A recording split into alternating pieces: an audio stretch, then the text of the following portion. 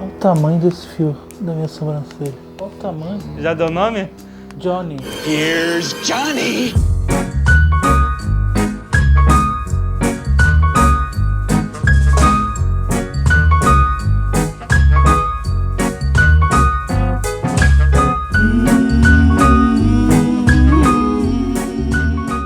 Landa, nerds! Bem-vindos ao Nerd Office!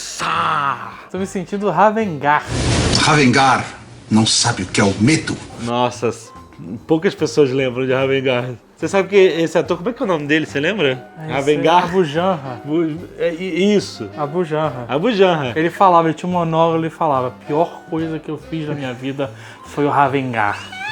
Ele faleceu, majestade. Ele tinha cara de bruxo medieval, não tem como, cara. Quando você tem a sobrancelha daquele jeito e a Globo te descabela daquela maneira. Exatamente. Bom, a gente tá falando de novela, que fantástico. Gente, nós somos o que nós vivemos. Pois é. Nós somos o que podemos ser.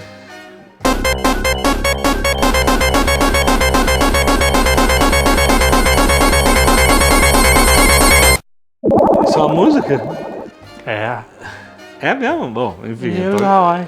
Somos quem podemos ser, sonhos que podemos ter. Você fez uma referência de Engenheiros do Havaí! Nossa! Eu sou um cara vivido, cara. Yes, you are! Semana passada a gente falou... En passant.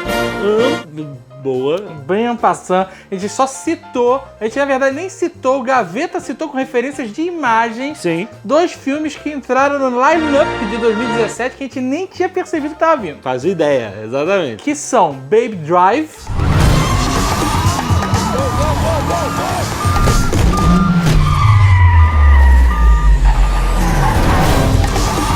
E Atomic Blonde. Lorraine Broughton, an expert in escape and evasion. She's a killer queen. Tá, em nome em inglês. Se eu falei Baby Drive. Baby Driver. Não é Baby Driver? Não. Ou é Baby Drive? Baby Drive. Baby Drive de dirigir? Baby Drive. Eu acho que é Ver. Em português não é nenhum desses. Em português é agarra-me se puder, é uma merda assim, não sei. Então, Pega-me se for capaz. mas a gente ficou com vontade de falar um pouco. A gente não vai fazer um comentário desses trailers, mas a gente queria comentar esses filmes que pareceram bem interessantes. Sim. Começando com Baby Driver. Aham. Qual é o nome em português? É isso mesmo? Caraca, Em Ritmo de Fuga. Caraca, cara, voltamos aos anos 80. Total. Que fantástica essa tradução. Em Ritmo de Fuga é do Edgar Wright, o mesmo diretor do Scott Pilgrim. Sim, excelente filme. We are a sex bomb and we are here to watch Scott Pilgrim kick your teeth in! 1, 2, 3,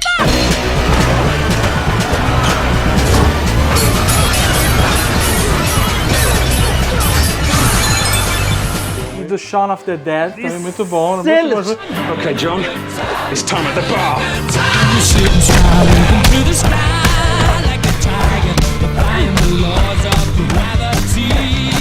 Com trilhas sonoras muito marcantes. Muito fodas. E é isso que a gente, e a brincadeira de usar a música nas cenas, né? Nas sequências de imagens.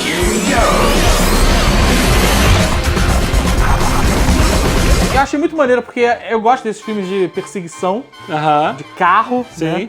Um dos meus filmes preferidos com cena de perseguição de carro é um filme que é pouco creditado por ser um filme com perseguição de carro. Qual? Que é o Ronin. Porra!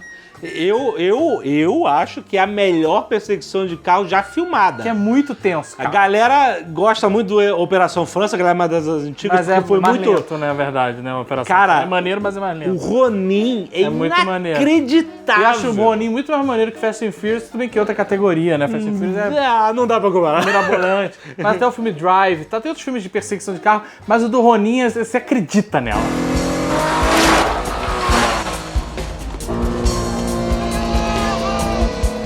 Essa é a parada. muito real, é muito Você real. fala, isso é pra valer. Não, cara, a câmera dentro do carro e eles muito dirigindo legal, na contramão assim, mas você vê o movimento bem e piscando farol e os carros batem mesmo. Batem a massa. For real, for real. É muito foda, é muito Mas foda. aí agora a gente tem o Baby Driver, que é a história do Babe. O nome do moleque é Baby.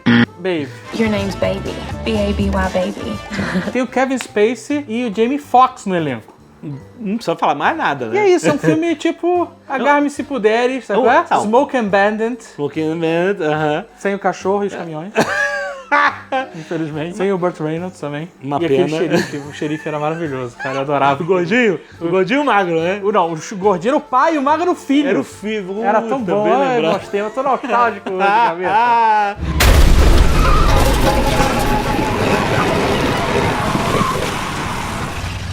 Daddy, the top came off. No shit. O Baby Driver é um filme de assalto que eles vão...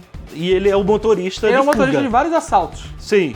É o moleque, é um tipo um molequinho. A parada é que o moleque dirige na música. Já vimos isso antes. Só nós velho aqui, tá? Não, todo mundo tem que ter visto o maravilhoso Águias de Aço com Louis Gossett Jr., onde o garoto tocava rock and roll num cassete deste tamanho na perna pra pilotar seu caça.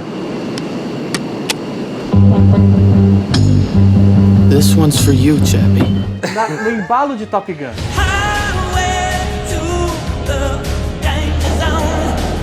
Exatamente. Eu ia falar, todo filme que faz muito sucesso tem uns filhos feios que vem depois. Filho feio que O escuro. Águia de Aço é o filho feio de Top Gun.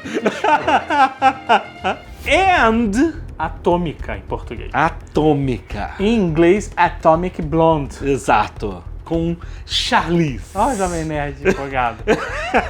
Cara, ela tá muito maneira. É um no filme de espião, um filme de ação, um filme de Sim. porrada, sequências maneiríssimas, parece que foi uma sequência, mas não é. Mas cenas maneiríssimas de briga, baseado numa HQ chamada The Coldest City. Tô lendo, bem legal. É Bem maneiro, mas é interessante. de Guerra Fria, né? Se passa na época que o muro de Berlim tá pra cair. Ah, Então, total Guerra Fria, 89. total final dos anos 80. Aham. Mas a minha observação, assim, o trailer é muito maneiro, mas, né, se você não leu a revista, não entrega muita coisa, eu também não vou ficar dando spoiler. Sim. Né, o filme de espião com a Charlize. Eu preciso dizer mais alguma coisa pra você? You don't have to convince me. E muita porradaria. Muita porrada, né? Muito. Animal. Só essa do cabo. Puta que pariu. Já me vendeu o filme.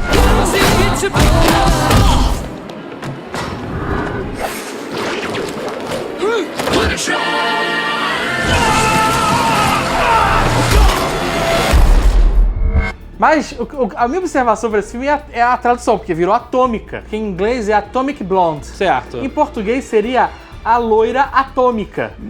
E A Loira Atômica é um filme que tem que ter a trilha sonora do Fausto Fawcett, cara.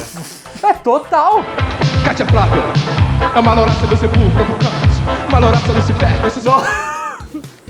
Ai, cara. Desculpa, gente. Só tem referência de velho hoje, cara. Caralho, quem não conhece Fausto Fawcett? Ninguém conhece. Fausto Fawcett, é pra vocês entenderem quem é ele. Ele é um Copacabana. Um Copacabana. Ele é o Avatar. É o Avatar de A gente tá Copacabana. falando semana passada de deuses americanos. Se tivesse um filme chamado Deus Brasileiro, Fausto Fawcett seria o Avatar de Copacabana.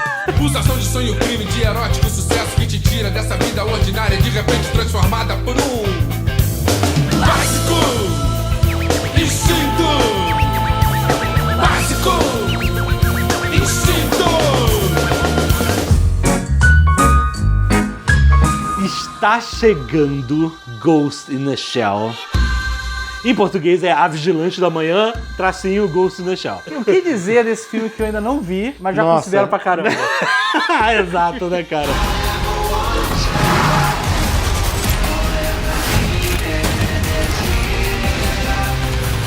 I don't know who to trust. You trust me, right? Eu quero muito ver esse filme, a gente está gravando com antecedência. Exatamente. Semana passada. O Jovem Nerd vai assistir antes de mim. Em New York. Eu não sei como você vai conseguir essas vantagens. Não sei Pô, se eu vou isso. eu falei, você quer ir? Você falou, não, vai.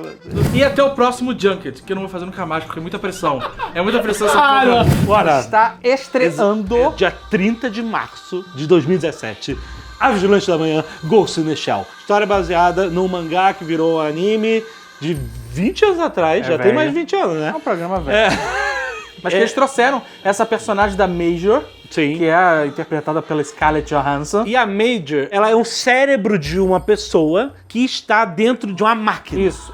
Essa é a parada do filme. O ser humano, ele é enhanced. Quase todo mundo tem implantes pra se melhorar, seja nas mãos, seja na cabeça, nos olhos, no ouvido. Sim. Ela é um implantão. Ela é tudo, né? Exatamente. Ela só tem o cérebro humano dentro de um corpo robótico foca. Ela fica invisível, tem um monte de habilidades. É rápida, é forte. Hackeia. Anda pela parede. Exato. E ela faz parte da Seção 9. Section 9. Que é um grupo de combate anti-cyberterrorismo. Cara, essa história tem uns 20 anos, mas ele é tão atual pra hoje em dia. Muito, cara. O cyberterrorismo é uma parada que tá acontecendo o tempo inteiro por debaixo dos panos. E de verdade. Que essa é a parada do cyberterrorismo. Exato. Só que nesse filme ele extrapola como ficção científica e mostra as pessoas já sendo hackeadas por causa dos implantes. Sim, o vilão ele consegue hackear a pessoa e fazer ela se suicidar, por exemplo. Né? É uma das grandes inspirações para a cultura cyberpunk. Um monte de filmes que vieram depois foram totalmente sugados. Matrix. Você vai ver algumas cenas e você fala, isso parece Matrix. Não, amigão. Matrix parece Ghost in the Shell. Então, olha só. Como ele falou, eu fui a Nova York ver o filme. Um dia você pagará. E eu fui entrevistar o elenco. Você foi conversar com a Scarlett Johansson. Desculpa aí, gente. I will find him. And I will kill him. One thing I love about science fiction, Scarlett. Que intimidade é essa, não? I'll try to get as philosophical as you can in 4 minutes, okay?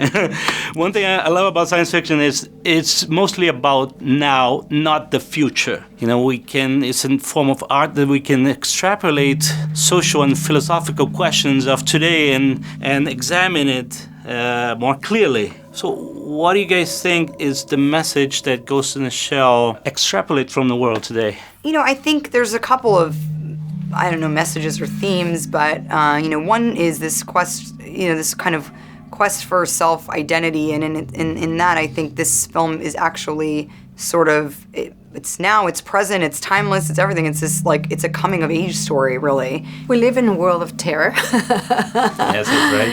And how we can be manipulated very easily. Also because of technology, which at the beginning was an utopia, of democracy, of communication, of getting information, of, it's all this possibilities that technology gives you, but at the same time, it's a way of controlling ourselves. It's a way of knowing exactly where you are in space and what you think, what you're reading, what you're watching. So it has a double, meaning in a way. If we are curious about ourselves, we can, surpass the status quo and really make huge discoveries, unexpected discoveries about what it means to be human, what it means to connect, what it means to really own your present self and enrich your relationship with yourself. Of course, as souls, we all want to know our truth, feel free, go for our independence. So I think Major's character is feeling that through glitches. The good news is that the glitches, which are flaws, are actually the big hope that the ghost has, which is, I feel there's something behind the curtain. I feel that I belong to somewhere else. And that's what we have inside of us. I think the movie actually presents a future in which it asks the question, look, if you're not defined by your borders, if you're not defined by a bionic arm or a leg or the gender or the color of your skin, who are you? And what is the nature of that ghost? What is the nature of the human spirit? And I think also simultaneously there's this theme in the film that it kind of begs us to ask that question, in this effort to enhance our experience, what are we willing to sacrifice of the human experience, in an effort to be more connected to one another, how disconnected do we get? Yeah. I don't know, I think it's kind of there's a lot of food for thought in this in this property. And at the heart of that question is also the answer. And the answer is that we all share the same thing. With being human. That's why I think the movie is a hopeful one, in which if we can recognize that our ghosts are all similar, then we're all one, really. I know I have a past. I'll find out who I was.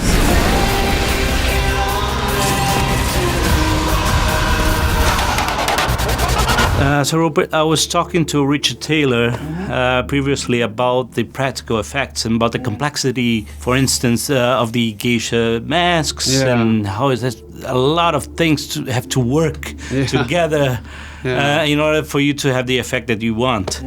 And for a practical effect to work, it has to work on the day of shooting. Do you think this is a risk worth taking to have the effect that you want rather to go digital effects? I think it is, and that's why I chose to do a lot of the film practically. I wanted to create a universe that people felt tactile. To me, one of the things about anime and animation in general is you can feel the hand of the maker. You can feel the creator behind it. And I wanted that to be in Ghost. I wanted everything to feel like there was thumbprints on it, that it had been made and it existed. Look, I could have done the whole film in CG. I could have, just done motion capture and kept the actors' faces. But to me, that's not how I work personally. I'm a big fan of being in an environment that's real and moving the camera with real actors, real performances in a real landscape. It's risky, but it was a risk worth taking. Most scientists try to bring evolution to society, and sometimes this evolution means it's turned into a weapon. And that's true for Major. And she has this feeling towards Major that she's like a daughter and she saved her from dying. But on the other hand, she was used as a weapon. Absolutely, yeah. Is that some feeling that you brought inside to build this character and her feeling towards the Major? I think the experience of Major and the acknowledgement of those glitches, the flaws in the system allows my character to be more conscious that the soul will never be manipulated. She wants this to happen, and she wants her to be free rather than to be controlled. She understands that there's something in the soul that will always want to know the truth. Yes. And that no scientist can put a hand on. And I think it's that the hope of this, of the message of what it is. The real winner in all is not science, it's not technology, because technology is a manifestation of power. It's how you get the power, how to control things, how, the evolution is a big question, but it reduces the human being into a machine. Who wants to be a machine? Yeah, nobody. Nobody. You are the first of your kind, but you're not invulnerable. Maybe next time you can design me better. When I first saw your makeup on screen, I was kind of weirded out. I mean, it looks kind of weird. But then a friend of mine who's also a fan, he said, well, it is supposed to look weird. What I'm saying, it changed my perspective on it, of being the right choice. How did you feel using them? And But for me, it was very important. Sorry to interrupt. Yeah. For me, it was very important that, you as a fan, so we can skip all the beautiful political answers. We can talk about the story. Yeah. For you as a fan, as for me, as I was aware of the anime when I saw it as a teenager. Fan is a strong word in my culture, but I liked it a lot. I wanted to create a bateau that was my interpretation of the character. But I stand on the shoulders of Shiro and Oshi. The bateau in the anime is much older than I am. He has the ponytail. He's very different from my interpretation of the bateau in the movie. But what I wanted to create was I wanted to go back to Shiro's visual appearance of bateau. He's younger. You have read the manga. He's younger. He's a little bit more boyish. He drinks beer. He eats pizza. He has these things that we can relate to. Yeah. So I wanted to take the physical appearance of Shiro's bateau and mix it with Oshi's heart and soul. Do you understand what I mean? Yeah. Because the bateau in the anime is so calm and cool and collective. Yes. So I started with Shiro to transform him into my own interpretation of him. This is the beginning of bateau. This is the birth. This is the death. The bateau in the manga, his age is here. The bateau in the anime, his age is here. The bateau that I created, he's here. I want to grow into the guy that we both love in Oshi's anime. Don't get me wrong, I love it. No, but I want to explain because this is very important for me. Yeah, it is. So it was honoring those two people. I don't know who to trust. You trust me, right? Yeah, I do. Let's finish this. Right behind you, Major. When you are facing this project like with a huge fan base, something that exists prior to your work. When you're getting things prepared and the script, when do you choose to adapt? When do you choose to go right to the source material?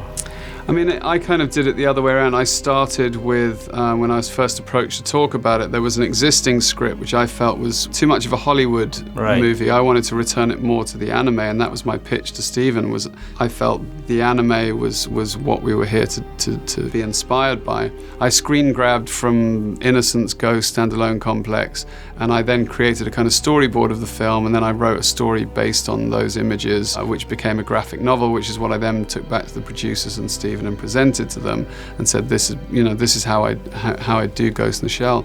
And I think it was really, I came to this as a fan. I felt I had to see in that film the water fight, the geisha, the tank, the machine gun suitcases. That was something that I really wanted to see. When I hear someone saying, "Is the spider tank ready?" Yes, I'm ready. Go for it. No, and those are things, once I had those things in place, and Oshi said early on, make your version of the film.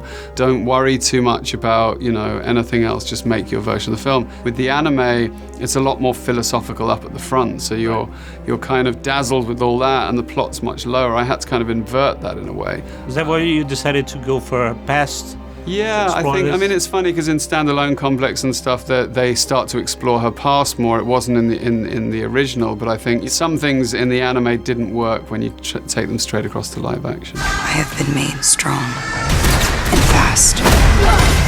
What a beauty you are. They have improved us so much since they made me. Who are you? The movie talks about this merge of man and machine, and we are already living this more today than of the time of the original, but it's kind of a prophecy that we're going to. It's incredible what he created. What Shiro saw was incredible. And I remember reading an article on BBC about a man who lived with a hearing aid. His hearing without the aid got worse than before he was using it, because his brain was so used to this new perception of reality that, and he says, and I quote, "So I am now a cyborg out of necessity, not choice." This is current. But the movie explores this, people, get the cyborg augmented bodies by choice. Do you guys think this is like a boundary of an ethical question of this? I don't know if we have time for that. There's 20 seconds left. That's a big question.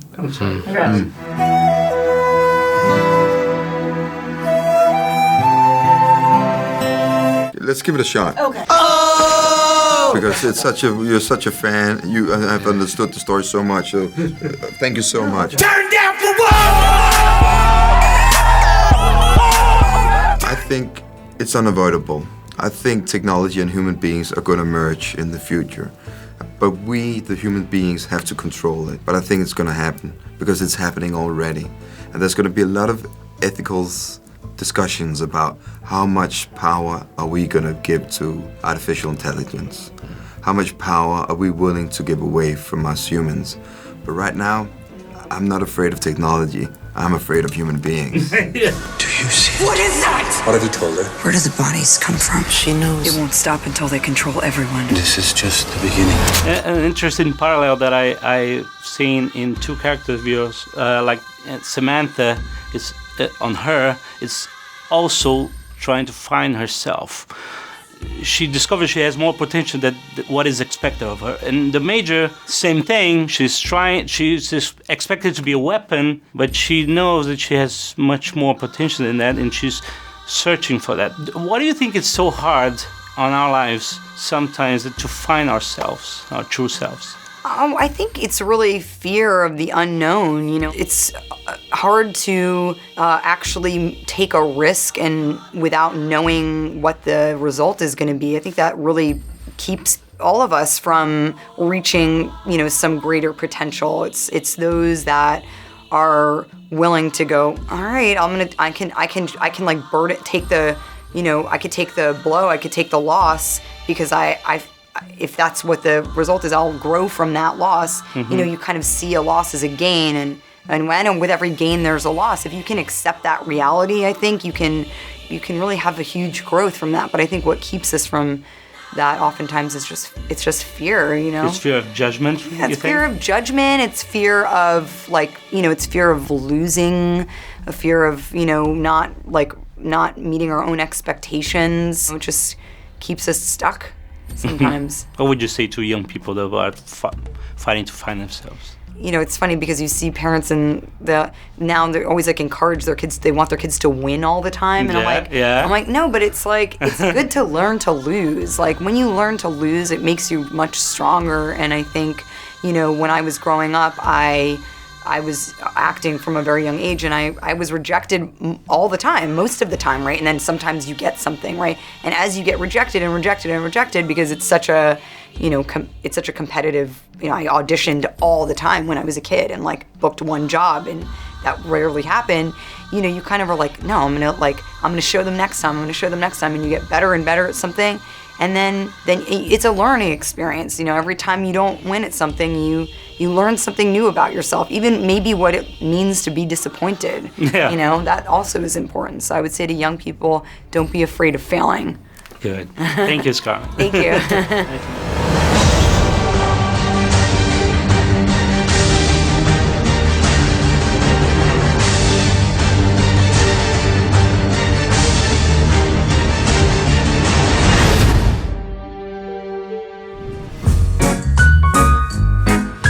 É o seguinte, Azaghal, agora na NERDSTORE nós estamos começando uma campanha nova chamada #AquiTem. Porque a NERDSTORE tem tanto produto Tem.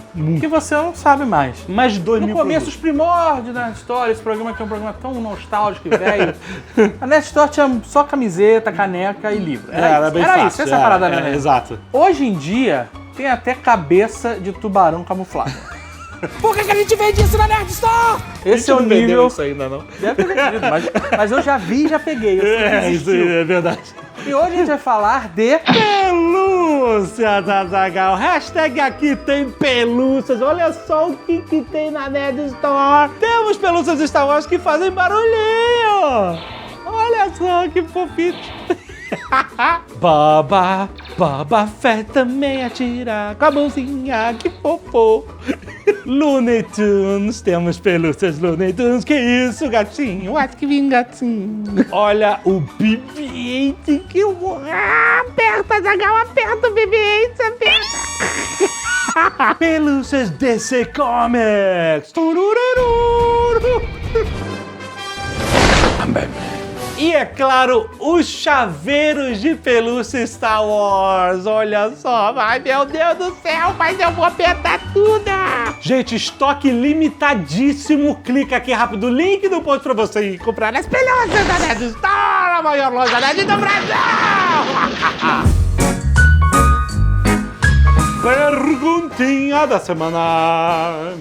O que o Jovem Nerd fez pra conseguir esses privilégios?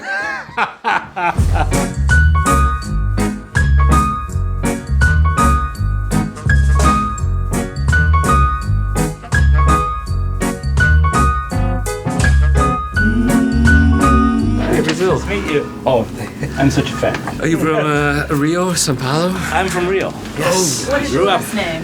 Ottoni. Okay, Alexandre Ottoni, Brazil. It's Go an ahead. Italian name. An Italian in Rio. Yeah. It sounds like the beginning of a great film. Yeah.